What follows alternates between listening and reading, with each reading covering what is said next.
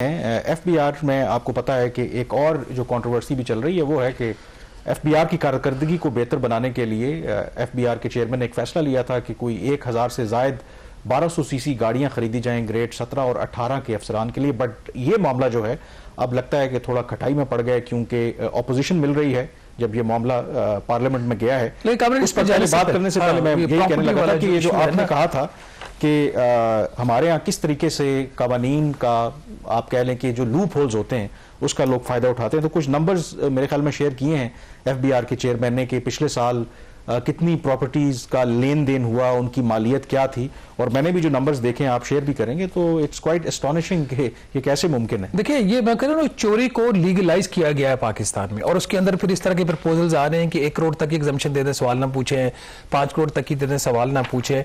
पिछले साल कामरान 17 लाख प्रॉपर्टीज का जो है वो बिकी हैं पाकिस्तान में मुख्तलिफ नेचर की। और कैन यू इमेजिन जो नंबर खुद एफबीआर ने ये शेयर किया स्टैंडिंग कमेटी ऑन फाइनेंस की सब कमेटी के साथ कि वो जो प्रॉपर्टीज मतलब अगर 17 लाख टोटल प्रॉपर्टीज हैं उसमें से वो प्रॉपर्टीज जिनकी वैल्यू 50 लाख रुपए तक है, 50 लाख रुपए तक है, उसकी जो है वो तकरीबन 15,90,000, 17 लाख में से 15,90,000 प्रॉपर्टीज जो है वो 50 लाख रुपए या उससे कम की वैल्यू पे डिक्लेयर्ड हुई है, रजिस्टर हुई है रजिस्ट्रार के पास, जो टोटल प्रॉपर्टी के रफली 94% बनता है। ये है पाकिस्तान का निजाम, ये तमाचा है पाकिस्तान के निजाम के मुंह के ऊपर, और ये जो तमाचा है ये खुद खा रहे हैं ये सब लोग। इन्होंने खुद रखे हुए हैं एफबीआर वैल्यूएशन टेबल्स, इन्होंने खुद रखे हुए हैं डीसी रेट्स, एक्चुअल पे ये क्यों नहीं जाते, क्यों शिफ्ट नहीं होते। इस पर चेयरमैन एफबीआर का मौकिफ ये था कि हम ये जो सारी चेंजेस कर रहे हैं इसका मकसद ये है कि जो ऊपर वाली जो प्रॉपर्टीज हैं जिनकी वैल्यू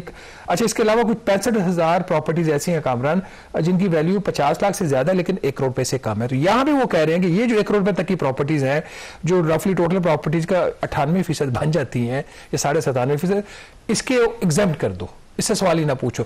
सारी गड़बड़ यहां पे हो रही है, हर बंदा अंडर डिक्लेयर कर रहा है, 2-2 स्टाम्प पेपर साइन हो रहे हैं और सबको पता है कि 2-2 स्टाम्प पेपर साइन हो रहे हैं। तो फिर कहते हैं पाकिस्तान में के जो बड़े शहर हैं, आप take the example Islamabad, Lahore, Karachi, जो जितने बड़े शहर हैं आप ला के दिखा दें कि कौन सा कहां पे है ऐसा कि अगर आप एक घर है इवन 4-5 मरले का, कौन सा घर है जो मुझे बताएं 2-2.5 करोड़ रुपए से, अगर आप ये कम है, बिल्कुल है ही नहीं। मतलब इस्लामाबाद में तो खैर बहुत ही महंगा है ना, लेकिन आम शहरों के अंदर भी अगर एक घर है और जो प्रॉपर्टी का लेन देन डिस्पाइट द फैक्ट के जो भी मुआशी हालात हैं हो रही हैं, सोसाइटीज धड़ाधड़ बन रही हैं, तो ये तो एक मजाक है। और क्लियरली यहाँ पर तो एफबीआर में वो कामरान वो चीज है जो बहुत सारी फाइलें जो कि आपके पास आती नहीं, जो सिस्टम के अंदर आती नहीं, एक हाथ से दूसरे हाथ पे फाइल बिक रही है, उसकी रजिस्ट्रेशन नहीं हो रही है, तो वो जो रजिस्टर हुई हुई है और इससे कोई ये नहीं कह सकता कि अनडेवलप्ड या अनडेवलप्ड प्लॉट है। जो अनडेवलप्ड प्लॉट वाली बात भी यहाँ पे नहीं आ रही है, तो वो प्रॉपर्टीज जो डेवलप हुई होंगी, जो रजिस्टर लोगों ने करवा ली होंगी, वरना जो फाइलें बिक रही है उसका कोई हिसाब ही नहीं है इसके अंदर।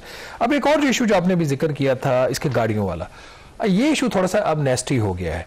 पता है इससे पहले भी हम इसके ऊपर फैसल वाडा जो फैसल वाडा उन्होंने अपने ऊपर ये लिया काम। इशू इस पर बुनियादी तौर पर पता ही है कि कैबिनेट ने अप्रूवल दी थी on the request of the chairman FBR तकरीबन 1087 गाड़ियों की खरीद के लिए, और पहला ऑर्डर 1010 गाड़ियों का आया। वो मसला बन गया, कमेटी में चला गया। कल senate standing committee on finance की मीटिंग हुई, और वो जो मीटिंग्स की जो प्रोसीडिंग्स थी वो काफ़ी हैरान कुन थी। उसमें सेनेटर फैसल वाडा ने ये इल्ज़ाम लगाया कि एफबीआर के 7 अफसरान ने उनको धमकी दी है कि वो उनकी जान को उनसे खतरा, उनको धमकी दी गई है कि उनके खिलाफ वो कोई कुछ एक्शन लेना चाह रहे हैं, कोई काम करना चाह रहे हैं या उनकी जान लेना चाह रहे हैं, जिसमें 3 अफराद को उन्होंने वहाँ पे नाम भी लिया। दूसरा उन्होंने वहाँ पे जो दावा किया जो मुझे ज़्यादा क्रेडिबल भी लग रहा है कि अब ये जो एफबीआर ने जो ठेका दिया है गाड़ी खरीदने का, वो दिया उन्होंने होंडा एटलस कंपनी को, जो इसके कंपेटिटर उस तरीके से तो कोई बिडिंग तो नहीं हुई थी, बट पहले ये टोयोटा जो इंडस मोटर्स है उसके साथ बात चल रही थी। तो सेनेटर फैसल वाडा ने कहा कि चूंकि मैंने यहाँ पे इशू रेज किया हुआ है, यहाँ पे लोगों को ये ख्याल है कि इसके पीछे इंडस मोटर है, तो इंडस मोटर्स के ऑफिस के ऊपर एफबीआर ने छापे मारे, सर्च वारंट लेके गए और उनके प्रेमिसेस को सर्च भी किया है।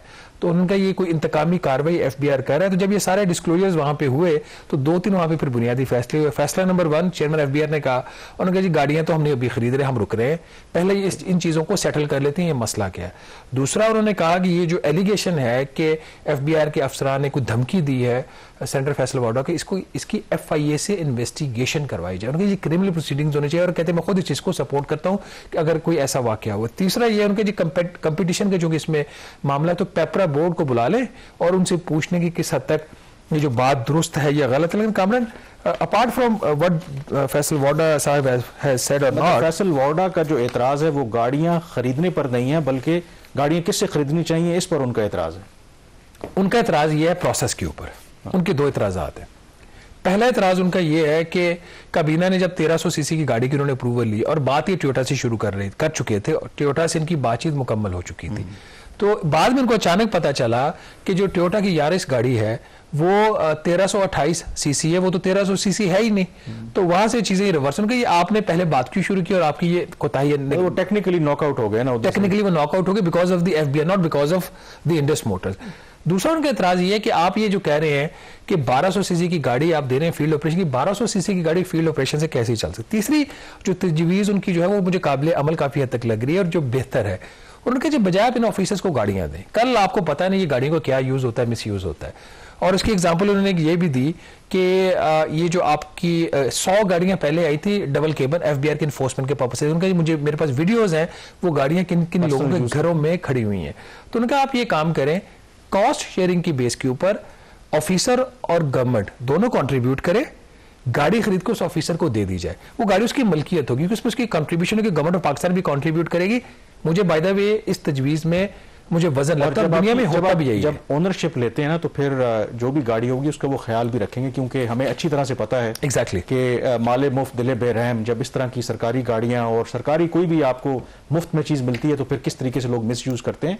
तो आप अगर समझते हैं कि उससे उनकी कारकर्दगी बेहतर होगी तो ये बात बिल्कुल ठीक है कि आप फिर ओनरशिप दें। पाकिस्तान का स्ट्रक्चर ही गलत है सिविल सर्विस का, ना ऑफिसर को घर मिलता है ना गाड़ी मिलती है, दुनिया में होता है। आप उनकी कंट्रीब्यूशन लेते हैं, उनसे ज्वाइंट कंट्रीब्यूशन लेने के बाद आप उनको दोनों फैसिलिटीज प्रोवाइड करें जो एक निजाम। बहरहाल नाज़रीन, इशू तो काफी कंट्रोवर्शियल हो चुका है। वक्ती तौर पर ये जो प्रोक्योरमेंट है उसको रोक दिया चेयरमैन एफबीआर ने, which is a right decision in these circumstances.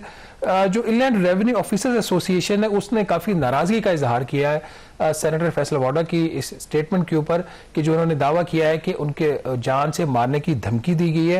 Association की तरफ से कल एक प्रेस रिलीज जारी हुई है, उन्होंने कहा जी कि ये इल्जाम बेबुनियाद है, हम बिल्कुल सबकी इज्जत करते हैं और हमने किसी को धमकी नहीं दी। दूसरा उन्होंने ये कहा है कि सेनेटर फैसल वाडा जो है वो अपने इल्जाम साबित करें, इस चीज का हमें सबूत दें और किसी भी जुडिशियल फोरम पे हमें ले जाए, हम जाने को तैयार हैं। और आखिर में उन्होंने ये भी कहा है कि हमारे पास भी किसी भी जुडिशियल फोरम के ऊपर जाने का जो है वो राइट है, जो हम एक्सरसाइज कर सकते हैं। कंट्रोवर्शियल मामला हो चुका है, इसका बेहतर हल यही है कि एफपीआर जो यार हुकूमत है वो इस तमाम प्रोसेस को दोबारा रन करे। जो 2 एलिगेशंस आई हैं जिसमें खासतौर पर कि जी उनको जान से मारने की धमकी दी गई, और सेकेंडली जो इंडस मोटर के ऑफिस के ऊपर रेड हुआ, ये जो रेड हुआ है ना, ये मेरा ख्याल एफपीआर ने इस चीज को एक्सीड किया है। वो जो जहां तक धमकी वाली बात है उसको इन्वेस्टिगेट करने की जरूरत है, उसके बारे में अभी हतमी ओपिनियन नहीं लिया जा सकता। रेड करने का मकसद ये है कि एफबीआर के लोगों ने रिटेलिएट किया है और इसके ऊपर प्राइम मिनिस्टर को खुद नोटिस लेना चाहिए। अभी तो स्टैंडिंग कमेटी ने यही कहा है कि चेयरमैन एफबीआर जो है इसको इन्वेस्टिगेट करके हमें बताएं। यहाँ पे छोटी सी ब्रेक लेंगे और ब्रेक के बाद वापस आएंगे तो बात करेंगे क्या पाकिस्तान में बिजली की कीमतें कम भी हो सकती हैं या नहीं। Stay with us.